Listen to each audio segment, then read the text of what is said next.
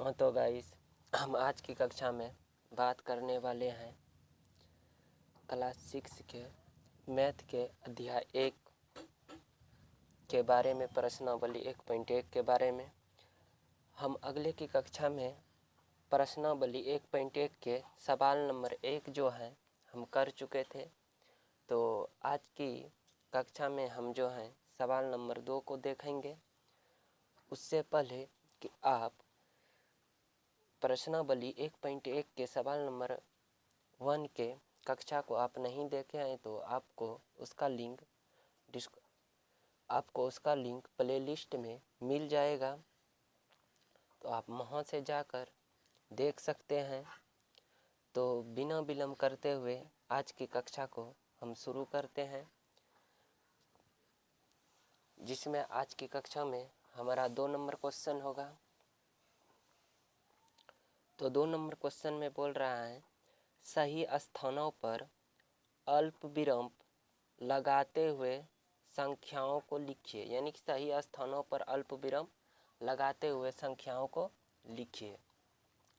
तो अल्प विराम का प्रयोग जो है हम 2 तरीके से करते हैं। एक तो करते हैं भारतीय पद्धति में और दूसरा करते हैं अल्प विराम का प्रयोग अंतर्राष्ट्रीय पद्धति में। ठीक है, अंतर्राष्ट्रीय पद्धति में जो अल्प विराम का प्रयोग होता है वह प्रत्येक 3 अंक के बाद आता है। वो क्या आता है? अल्प विराम प्रत्येक 3 अंक के बाद आता है। जैसे मान के चलिए 73,75,307 है, तो जब आप इसको अंतर्राष्ट्रीय पद्धति में अल्प विराम पर लगाएंगे तो इसको प्रत्येक को 3 अंक के बाद लगाएंगे। अगर आप इसी संख्या को भारतीय पद्धति में अल्प विराम का प्रयोग करते हैं तो पहला अल्प विराम जो है भारतीय पद्धति में वो 3 अंक के बाद आता है, और दूसरा अल्प विराम तो 2 अंक के बाद आता है, फिर दूसरा अल्प विराम 2 अंक के बाद। यानी पहला भारतीय पद्धति में जो संख्या को अल्प विराम पर लगाते हुए लिखते हैं, यानी पहला अल्प विराम 3 अंक के बाद आता है।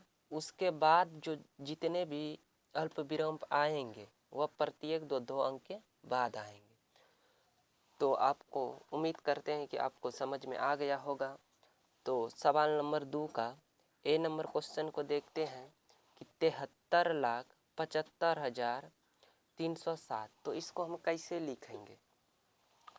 तो सबसे पहले इसको कैसे लिखेंगे, तो आप इसको समझ लीजिए कैसे लिखेंगे।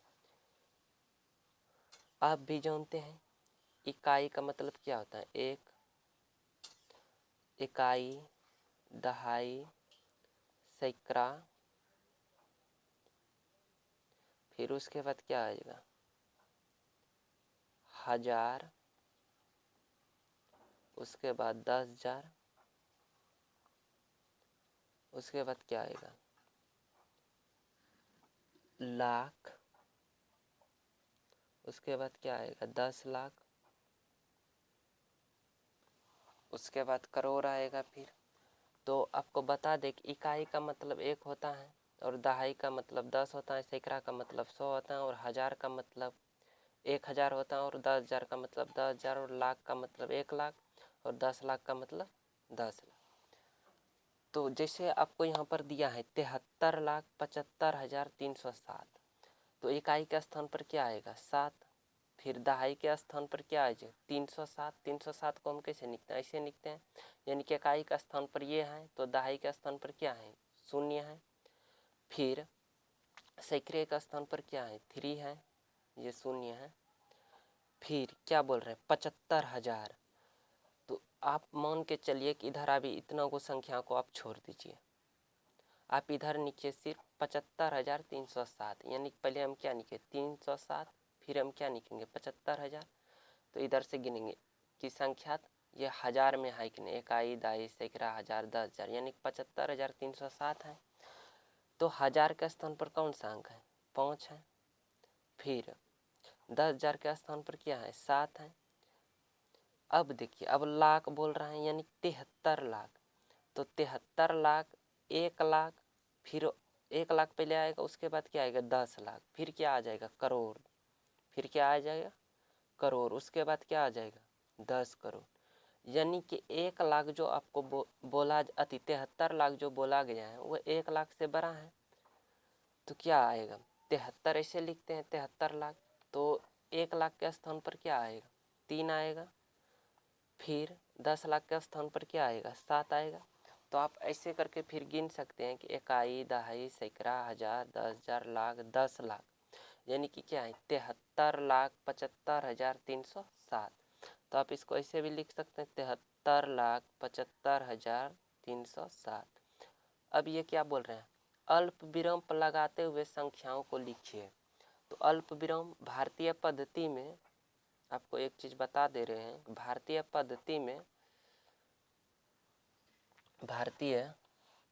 पद्धति में जो हम अल्प विराम का प्रयोग करते हैं वह पहला अल्प विराम 3 अंक के बाद आता है, फिर दूसरा अल्प विराम 2 अंक के बाद, फिर दूसरा अल्प विराम, तीसरा अल्प विराम 2 अंक के बाद।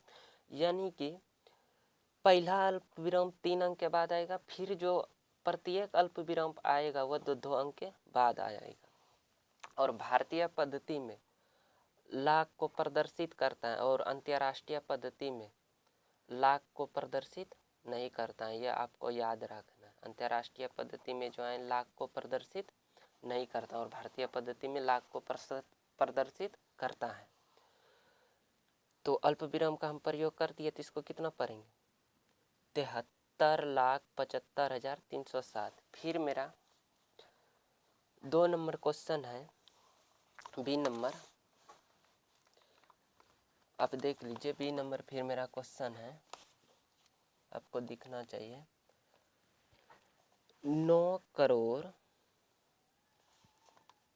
बी नंबर क्वेश्चन है मेरा 9 करोड़ 5,41,000, 9 करोड़ 5,41,000। तो 9 करोड़ 5,41,000 बोला है, तो इसी तरह से हम बनाएंगे। पहले मेरा क्या आएगा, इकाई, फिर क्या आएगा, दहाई,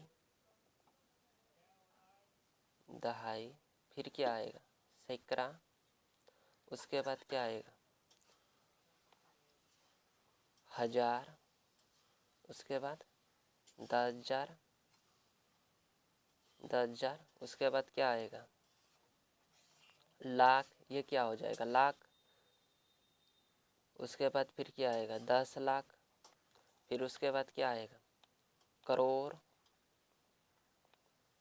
ये क्या हो जाएगा, करोड़, फिर क्या होगा, 10 करोड़।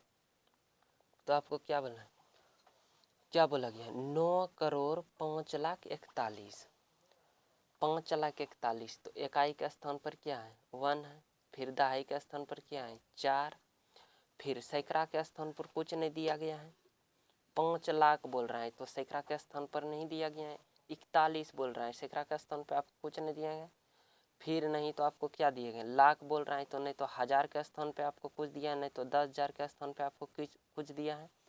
फिर क्या बोल रहा, 9 करोड़ 5 लाख, लाख के स्थान पर फिर दिया गया है, फिर आपको 10 लाख के स्थान पर क्या कुछ नहीं दिया गया, फिर करोड़ के स्थान पर क्या दिया गया, 9 करोड़।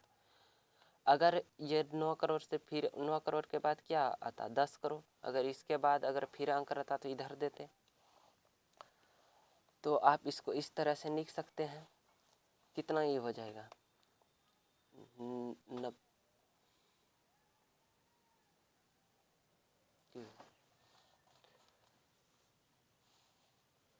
ये संख्या को इस तरह से लिख सकते हैं। इसको कितना पढ़ेंगे, 9 करोड़ 5,41,000। तो हम भारतीय पद्धति में जब इसको अल्प विराम लगाते हुए, यानी कि यह संख्या किस पद्धति में है, तो हम बता दे रहे हैं कि लाख का प्रयोग जो है वह अंतर्राष्ट्रीय पद्धति में नहीं होता है। तो लाख का जिस संख्या में प्रयोग होगा वह किस पद्धति में होगा, तो भारतीय पद्धति में होगा। तो भारतीय पद्धति में अल्प विराम हम कैसे लगाते हैं, पहला अल्प विराम 3 अंक के बाद, फिर प्रत्येक अल्प विराम जो आएगा वो 2 अंक के बाद आएगा। तो इधर तो 2 अंक है नहीं, तो इस तरह से हम अल्प विराम लगाते हुए लिखेंगे।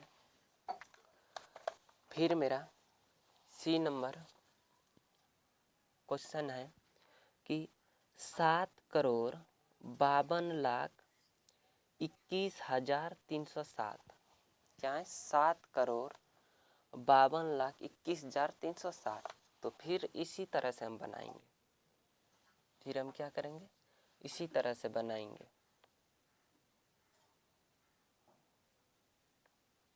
इधर क्या लिखेंगे? इकाई, फिर क्या लिखेंगे? दहाई, फिर क्या लिखेंगे? सैकड़ा, उसके बाद क्या आ जाएगा? हजार, उसके बाद क्या हो जाएगा? 10,000, उसके बाद क्या आएगा? लाख, फिर उसके बाद क्या आएगा? 10 लाख, उसके बाद क्या आएगा? करोड़, उसके बाद क्या आएगा? 10 करोड़। तो अब चलते हैं क्वेश्चन की ओर।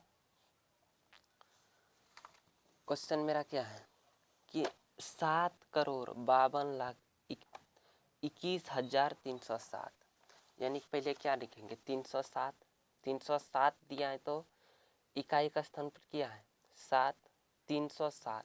दहाई के स्थान पर तो 10 होना चाहिए, 10, दहाई का मतलब क्या होता है? 10, लेकिन 7 क्या बोल रहे हैं? 307, 310 से तो अधिक है नहीं जो दहाई का स्थान पर कोई संख्या आएगा, तो दहाई के स्थान पर क्या लेंगे? 0।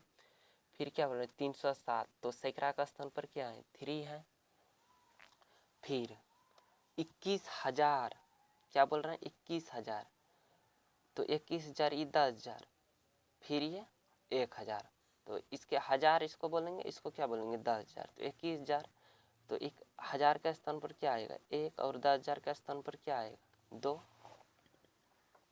फिर क्या बोल रहा है? 21,052,00,000, 7,52,21,307, यही बोल रहा है।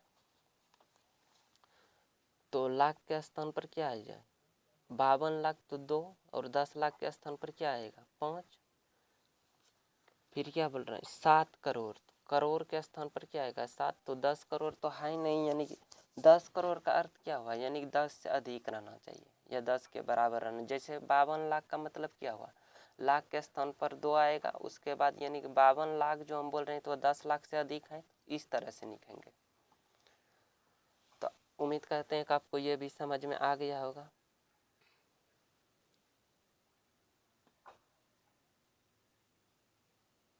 अब इसमें अल्प विराम का प्रयोग करेंगे। तो इस संख्या किस पद्धति में है? तो भारतीय पद्धति में है।